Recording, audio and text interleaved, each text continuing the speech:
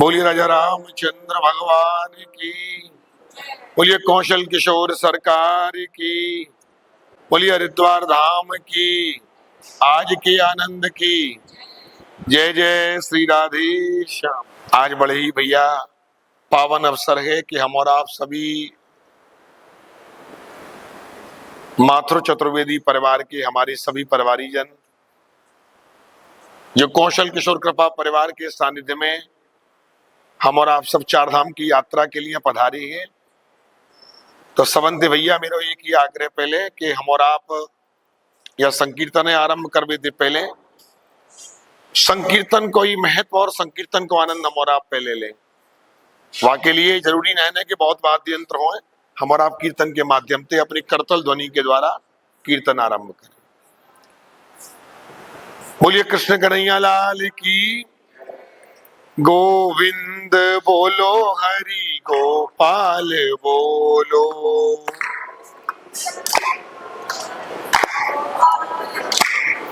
हाँ गोविंद बोलो हरि गोपाल बोलो।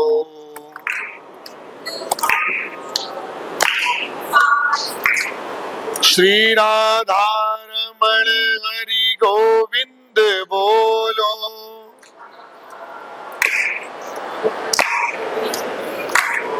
श्री राधा रमण हरि गोविंद बोलो।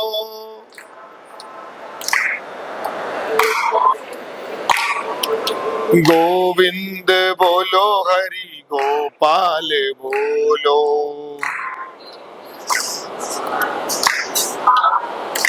हाँ गोविंद बोलो हरि गोपाल बोलो।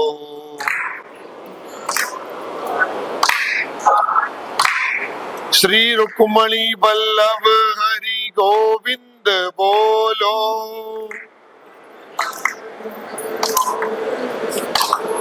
कि गोविंद बोलो गोपाल बोलो। श्री राधा रमण हरि गोविंद बोलो। बोलिए कृष्ण कन्हैया लाल की, बोलिए यमुना मैया की, बोल गंगा मैया की। नमः पार्वती पतये, हर हर हर महादेव। देखो हम और आप यहाँ आए भाई हैं हरिद्वार धाम में श्री कौशल किशोर कृपा परिवार के सानिध्य में माध्यम से लगभग 2017 और 18 से और 26 आ गई। एक साल कोरोना काल को छोड़ दो, बाकी कंटिन्यू चार धाम की यात्रा और अन्य यात्राएं चलती रहती।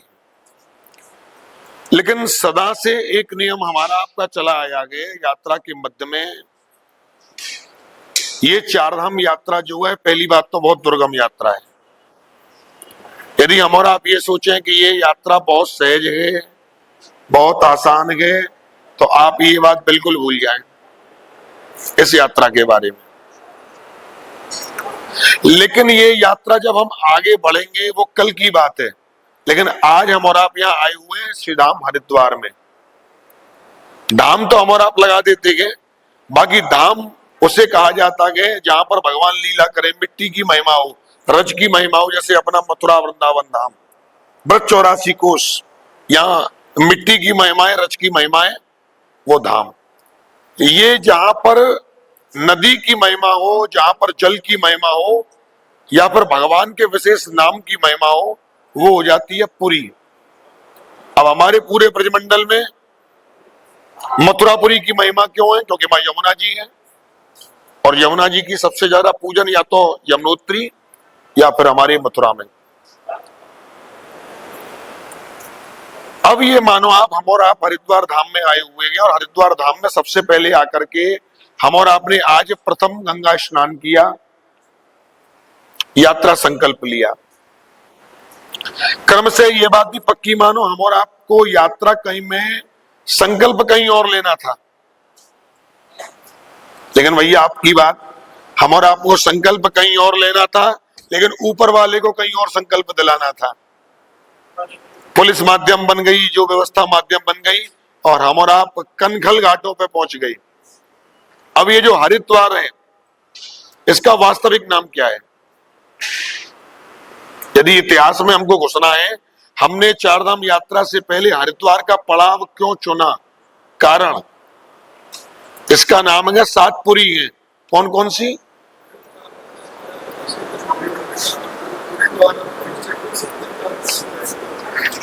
श्लोक के अनुसार नाम है मधुपुरी मथुरा माया। मधुपुरी का मतलब अयोध्यापुरी। मधुपुरी जहां भगवान अपनी लीलाएं करते हैं, हमारे गोविंद ने करी, तो मधुपुरी हमारी मथुरा जी भी हो गई, और मधुपुरी लेकिन यहाँ अयोध्या जी को है। मधुपुरी पहली, मथुरा दूसरी, माया कौन सी है? तीसरी, जिसमें हमारा बैठे हुए हैं। मायापुरी हरिद्वार। देखो, मायापुरी का यहाँ माया देवी का मंदिर है, तीसरी पुरी है ये हरिद्वार। लेकिन या को नाम हरिद्वार क्यों पढ़ो? हरिद्वार क्यों पढ़ो या को नाम? अच्छा, क्या नाम है? हरिद्वार? नहीं, अब पहले हमारा विषय तो ये है, या को नाम क्या है जहां हमारा बैठी भाई? हरिद्वार है कि हरिद्वार है? हरि की पेड़ी की हर की पेड़ी? अब ये बताओ, हरिद्वार की चलो आपकी बात मानी, हर की पेड़ी हरिद्वार। अब हर की पेड़ी की हरि की पेड़ी? हरि की पेड़ी। हरि यानी भगवान नारायण की पेड़ी। जब नारायण की पेड़ी है तो नाम हरिद्वार होना चाहिए, हरिद्वार क्यों? हम और आप क्या कहें? चलो भैया हरिद्वार स्नान करिए, हम हरिद्वार। बहुत से लोग हरिद्वार चलते हैं आम भाषा में। देखो, इनके दोनों तात्पर्य हैं।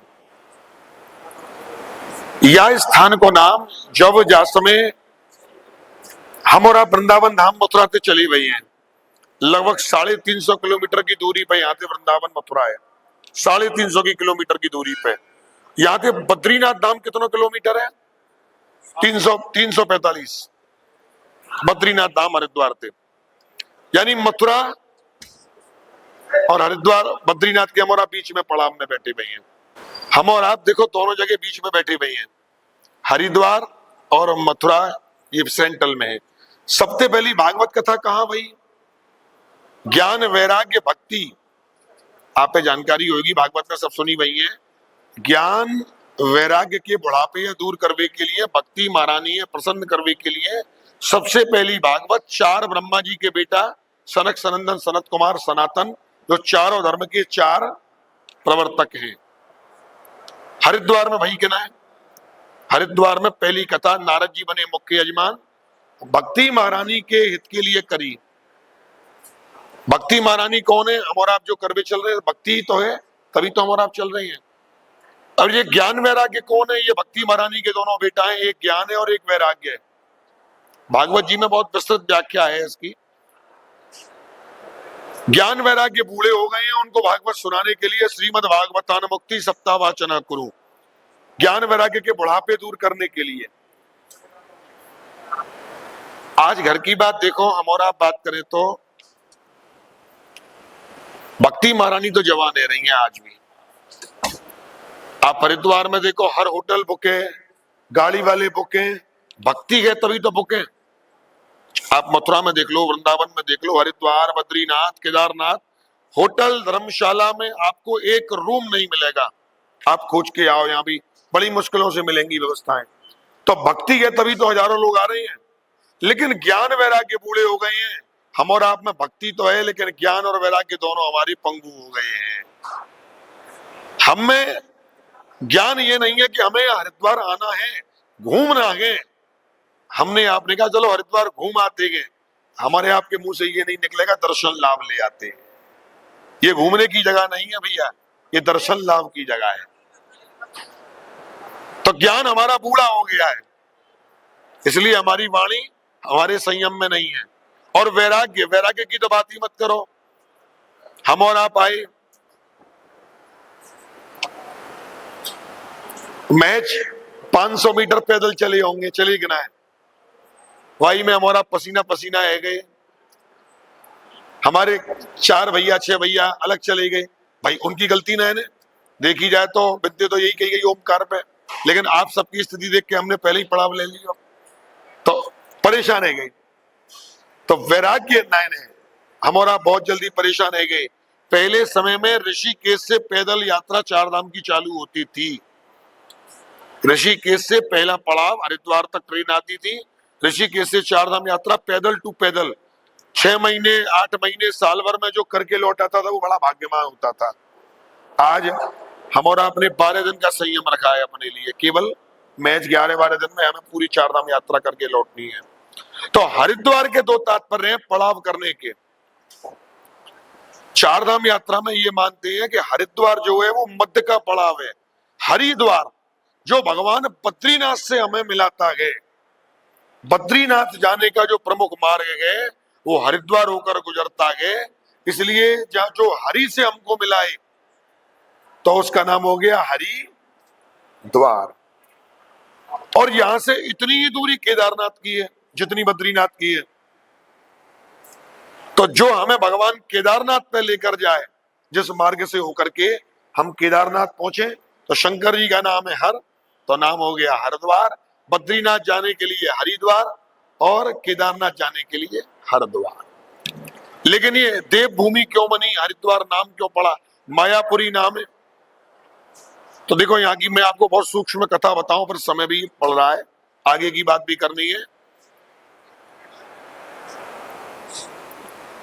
सभी लोग जानते हैं कि सती माता दक्ष की बेटी थी।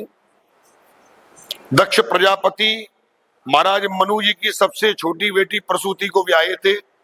अनेकों विवाह किए, दक्ष ने 27 बेटी अपनी चंद्रमा से विवाह किया, लेकिन एक शक्ति रूपी बेटी सती रूप में जन्म लेकर आई।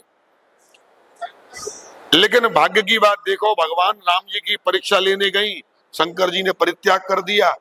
ससुर और दामाद में थोड़ा झगड़ा था, शंकर जी में और दक्ष जी में। कारण, जब हम और आपको कोई बड़ा पद मिल जाता है ना, पद, तो हमारा अभिमान थोड़ा। एक समय हमारे देश के प्रधानमंत्री जी मोदी जी गुजरात की गलियों में आम आदमी की तरह घूमते थे, आरएसएस के संघ प्रचारक बनके। आज उस समय मोदी जी से मिलना 1 मिनट का काम था। आज मोदी जी से आपको मिलना है तो कितने अपॉइंटमेंट लेने पड़ेंगे। पद गया ना, जब और कब तक, जब तक प्रधानमंत्री है तब तक, उसके बाद तो कुछ नहीं है। तो सब कुछ महिमाएं पद की। ये पद जिसको मिल जाए वही बड़ा अभिमानी हो जाता है। बड़ अधिकार दक्ष जब पावा, अस अभिमान हृदय उस उरावा, अस को नहीं जन्मा जगमाई, प्रभुता पाए जाए मद नाही। ऐसा कोई संसार में पैदा ही नहीं हुआ जिस पर थोड़ा धन ना आ जाए, थोड़ा वैभव ना आ जाए तो उसको अभिमान ना हो जाए। कोई ऐसा नहीं हुआ। दक्ष के अभिमान,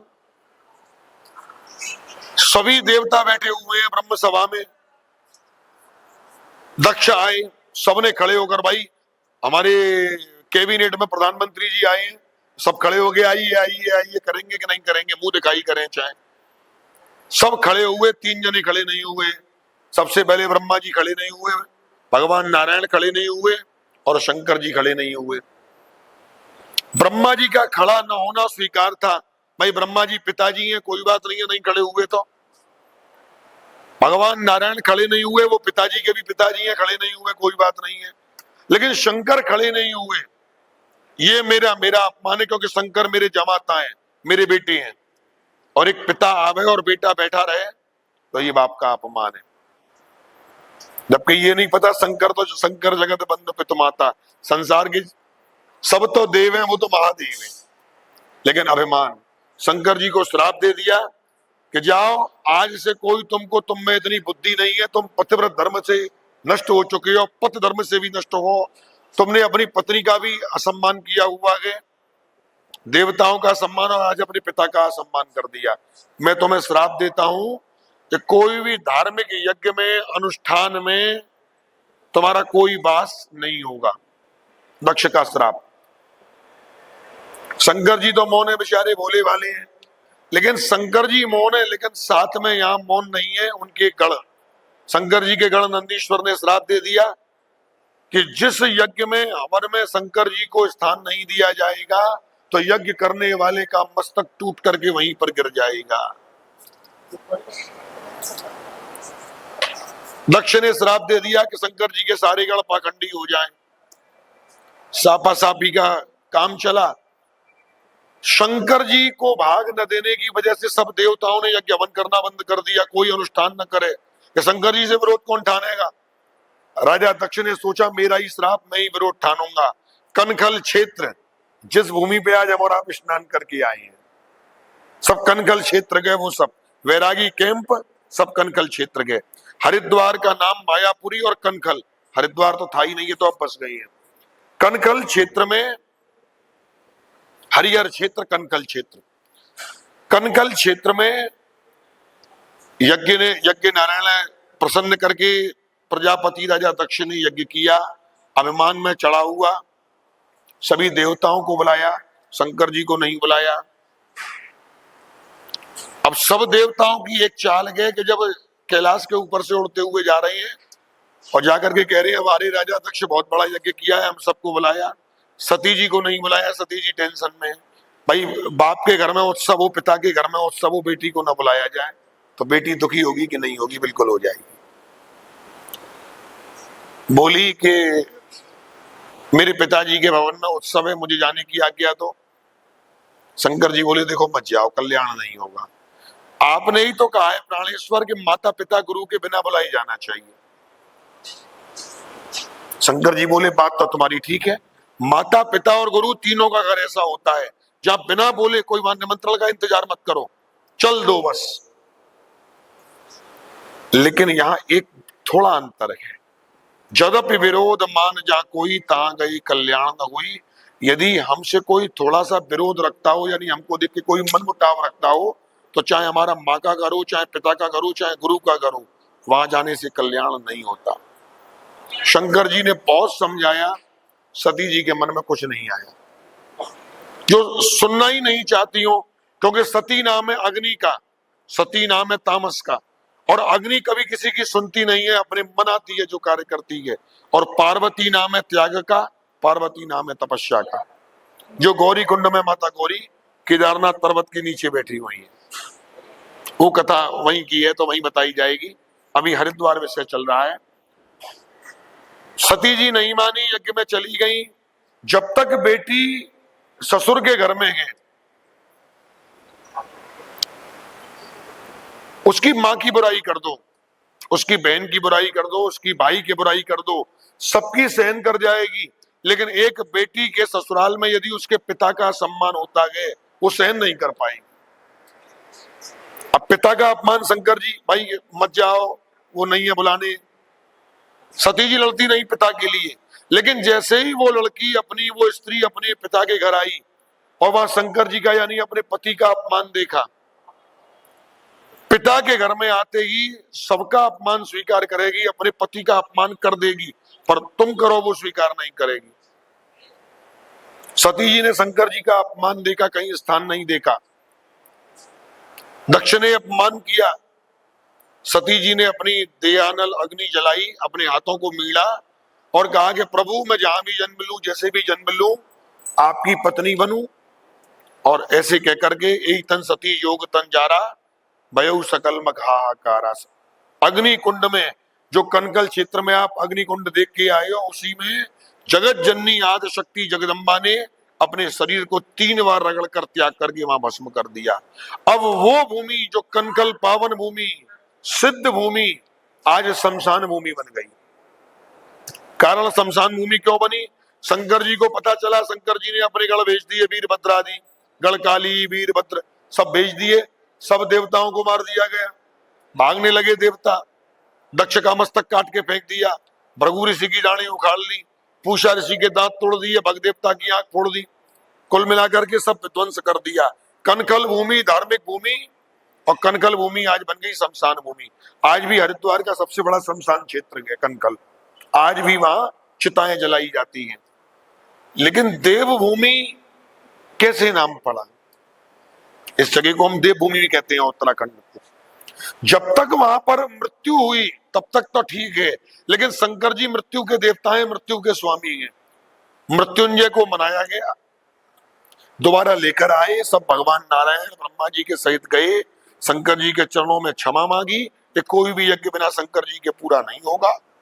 लेकर के आए, शंकर जी ने सबको माफ किया, जीवन दान दिया, संजीवनी विद्या के द्वारा सबको दोबारा जीवन दिया गया। ये शिव पुराण की कथा है पूरी। दक्ष को बकरे का मस्तक लगवाया गया। दक्ष के जैसे ही बकरे का मस्तक लगा, अभिमान में आदमी करता है मैं, हमारा पैसे का अभिमान, धन का अभिमान हमको नीचे के लोग नहीं देखने देता, केवल मैं हम और आप करते रहती हैं, और मैं करने वाले के बकरे का ही मस्तक लग जाता है।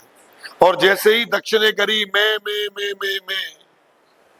शंकर जी के गढ़ देखकर हंस दिए भैया, और शंकर जी के गढ़ देखकर शंकर जी मुस्कुराए, तो शंकर जी के गढ़ शंकर जी को देखकर हर हर करके स्तवन करने लगे।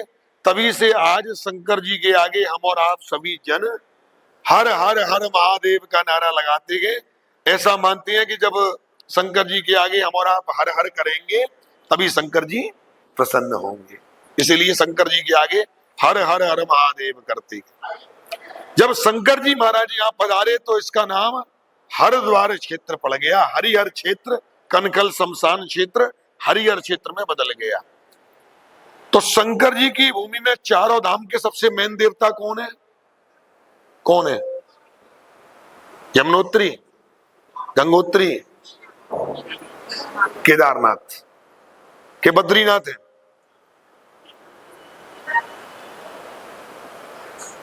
सब तो देव है, वो तो महादेव है। देवताओं के अधिपति महादेव। तो जहां पर महादेव ही स्वयं आकर के खड़े हो गए, महादेव की जो भूमि बन गई, शंकर जी महादेव की भूमि बन गई। इसीलिए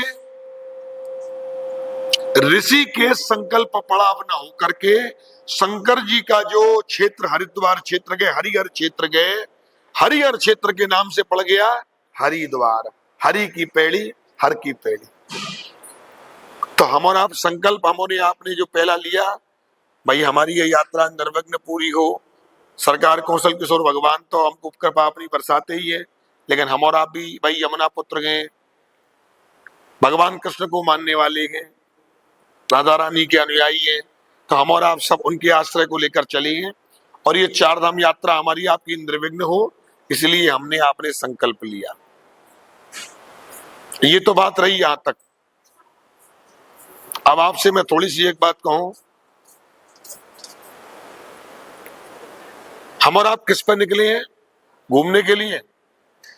आगे मनोज जी है जी, यात्रा करनी। यात्रा, ये जीवन में एक यात्रा है। हम और आप जन्म लेते हैं, खाते हैं, पीते हैं।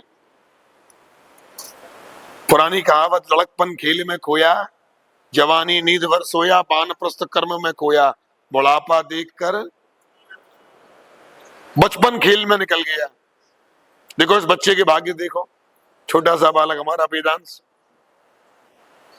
5-6 साल की उम्र होगी, और चार धाम इतनी दुर्गम यात्रा। लोग कहते हैं अरे तो बुढ़ापे में करी जाती है ये यात्रा। लड़कपन खेल में निकल गया, जवानी सोने में निकल गई। 30 से 50 साल की वानप्रस्थ की उम्र केवल जीवन पालन में निकल गई। हमारे बच्चे बड़े हो जाएं, हम कमा लें, धन कमा लें, ये कर लें, वो कर लें, बेटे की शादी, बेटी की शादी। 50 साल वानप्रस्थ गया। अब जवान भले ही बने रहो 55 साल भी होकर भी, लेकिन ये बुढ़ापा तो आएगा। और बुढ़ापे आया, 60 वर्ष की उम्र गई, सरकार ने भी रिटायरमेंट किया, आपके हाथ पर काम नहीं करेंगे, बुढ़ापा देख कर रोया। तो ये जो यात्रा है, ये जीवन भी हमारे 4 पड़ाव की यात्रा है। जीवन के कितने चरण हैं? 4। हम और आप कौन से धाम में चल रहे हैं? 4 धाम में ही तो आए हैं यात्रा में। जीवन में बचपन, जवानी, वानप्रस्थ, बुढ़ापा। 24 घंटे में कितनी अवस्थाएं? 4, सुबह, दोपहर, शाम, रात। दिशाएं कितनी है?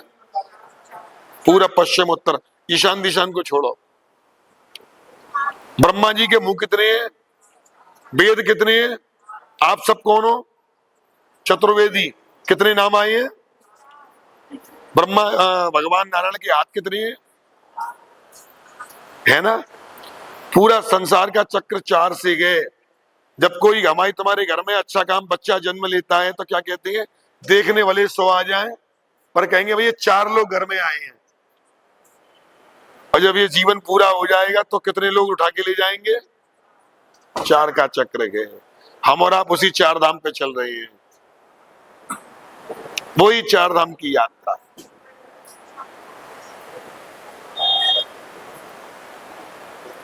आदमी हम लोगों से कहते हैं अरे आप तो 4 धाम बुढ़ापे में, नहीं, 4 धाम करना चाहिए जवानी में। जब बुढ़ापा आ जाएगा ज्यादा तो आंखों में तनेगा जाला, आंखें काम नहीं करेंगी। अब संजय भैया चश्मा भले ही नकली लगवा लो, आंखों में तनेगा जाला और कल से लाठी से पड़ जाएगा पाला, कल से ही पड़ जाएगा। नाक से बहेगा नाला जरा जिंदगानी में, खड़े खड़े कपड़ों में करोगे मलमूत्र त्याग, पड़े पड़े थूकते रहोगे थूकदानी में। ये बुढ़ापे की हालत है। भजन क्या करोगे, यात्रा क्या करोगे, जब शक्ति नहीं रहेगी तन में। राम कृष्ण नाम लेना भी बंद हो जाएगा हमारी जुबानी में। इसीलिए योग भोग करो, ये दुनिया से थोड़ा सा यात्रा के माध्यम से ही वियोग करो। भजन करो, यात्रा करो तो करो खूब जवानी में। ये यही समय है। अब कल से हम और आप थोड़ा सा भोग विलास और यात्रा, देखो हमने आज से यात्रा का संकल्प ले लिया। अब हमें अपने जितेंद्रियों पर काम क्रोध लोभ मोह चारों पर विजय पानी है, एक पर नहीं। मेरे साथ आप सबको भी। अकारण हम और आप क्रोध कर रहे हैं, हमारी कोई व्यवस्था छोटी मोटी कमजोर पड़ गई, मान लो हम क्रोध में भर गए, आपकी यात्रा का फल खत्म हो जाएगा। काम अब 12 दिन के लिए भूल जाओ, क्रोध भूल जाओ, लोभ देखो हमारा आप यहाँ आए हैं तो लोभ का तो सवाल ही नहीं है, अब तो खर्च करने ही आए हैं यात्रा में। और आप जानते हो सुलभता से यात्रा करनी है तो खर्च आवश्यक बन जाएगा। और मोह रूपी जो हमारे आपके जो घर है, बैठे तो हमारा आप यहाँ वीडियो कॉल पे, अरे बेटा तू भी देख ले, अरे बेटा, तो मन वहीं अटक जाएगा हमारा आपका। इसके लिए लाइव चल रही है, फोटो जा रहे हैं, बच्चे वहीं से देख रहे हैं। हम और आप यात्रा पे ध्यान दो। अब ये यात्रा क्या है, यात्रा बनी है 2 शब्दों से। पहला शब्द है या, दूसरा शब्द है त्रा। या शब्द का मतलब ध्यान से सुनो, यातना, और त्रा शब्द का मतलब त्रासना। यातना और त्रासना दोनों शब्दों को मिलाकर के बनता है यात्रा। अब आप यातना और त्रासना सहन करने के लिए तैयार हो तो यात्रा, नहीं तो पिकनिक तो हो ही रहा है, घूम ही रही है हमारा। लेकिन ये आप ध्यान रखो, ये यात्रा पिकनिक की नहीं है, ये यात्रा दर्शन की है। जब तक शरीर में थोड़ा कष्ट न मिले हमारी आपकी में, तब तक ये यात्रा सफल ही नहीं होगी।